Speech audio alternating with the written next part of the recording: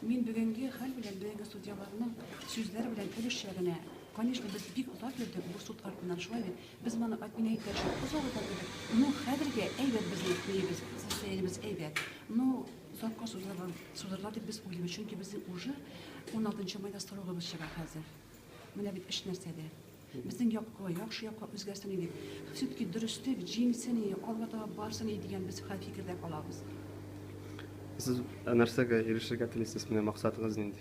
Безнең максатыбыз бу кеше андый постта утырырга тиеш түгел. Ул бит инде мәктәптә балаларны кыйнаучы да шулай бит. Ул бит инде икенче группа инвалидның башына, малайның башына сукучы. Ул бит инде мине кыйнап булып чыгаручы. Авылны китапханәсез калдырып, авыл халкын мәхрүм итүләре.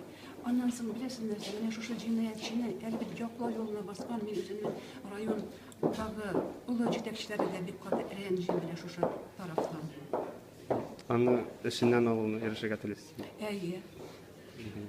Менә ул сезнең арагызда килеп чыккан низаг сезнеңчә нәрсәдән килеп чыкты, нәрсә өчен? Беренчедән, элеккерәк вакытта мин китапханәдә эшлим, мин чын күңелдән эшлим. Беләсезме, ул улы яшьтәгеләрне аракы эчүеннән әмма ике сучлар белән шөгыльләнә. Аннан соң 9 майда ул бабайларны аракы эчергән. Мин һәр вакыт каршы килә торган. Аннан соң китапханәдә ул нигә мин монда Коръән бар бит. Шушында бабайларга ул көн яшьтәгеләргә аракы эчермәгез, пожалуйста, дип мин аңа һәр вакыт ягынып әйтә идем. Менә шуның аркасында килеп чыкты. Но минем инде китапханәдә үзем инде шулкадәр әйбәтләп ремонт ясалгач, авыл халкы бит инде мине мәктәпкә дигәндә яңа күчерелгән китапханәгә йөрергә аларның возможностьлары да юк. Алар бик ерак аланда.